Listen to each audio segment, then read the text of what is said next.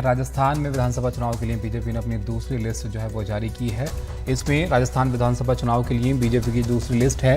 इसमें 83 उम्मीदवारों के नाम हैं। वसुंधरा राजे सिंधिया झालरापाटन से उम्मीदवार हैं और अब तक 124 उम्मीदवारों के नाम का ऐलान बीजेपी की तरफ से किया गया है।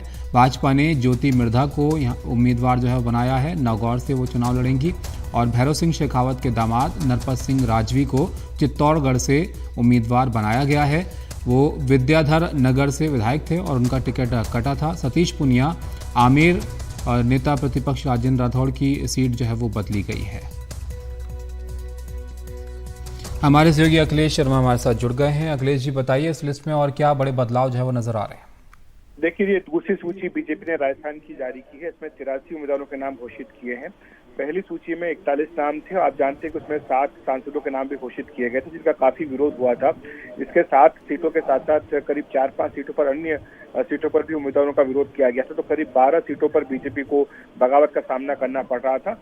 इसलिए इस बार काफी सोच समझ करके ये सूची काफी मंथन के बाद जारी की गई है। 2 बार कोर ग्रुप की बैठक हुई।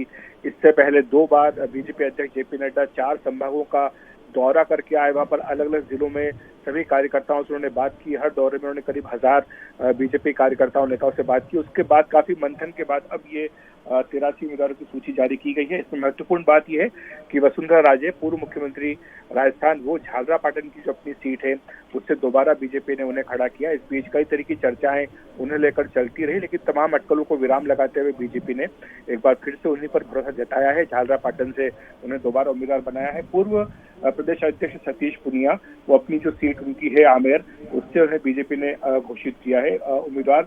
इसके साथ साथ एक महत्वपूर्ण नाम इसमें है भैरव सिंह शेखावत के दामाद नरपत सिंह राजवी का, जो विद्याधर नगर से विधायक थे, लेकिन उनका टिकट काट करके वहां से सांसद दिया सिंह को टिकट दे दिया था।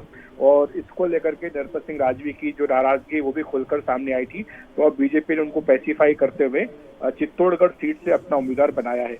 इसके साथ साथ बीजेपी ने राजेंद्र राठौड़, जो अपने नेता प्रतिपक्ष, उनकी सीट बदली है। वो तारानगर सीट से चुनाव लड़ेंगे। ज्योति मिर्धा, जो कि कुछ दिनों पहले ही बीजेपी में शामिल हुई है, कांग्रेस से आई हैं, उन्हें नागौर से टिकट दिया गया है।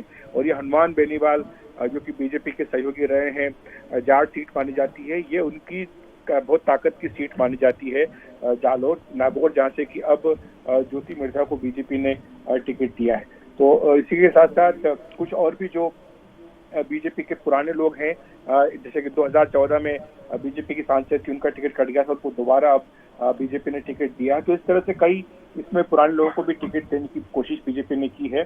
संतोष अहलावत की मैं बात कर रहा था, जिनको कि 2014 में झुंझुनू से वो बीजेपी के सांसद थी, लेकिन 2019 में उनका टिकट काट दिया गया था। अब उन्हें बीजेपी ने एक बार फिर से चुनाव मैदान में उतारा है, विधानसभा का टिकट दिया है।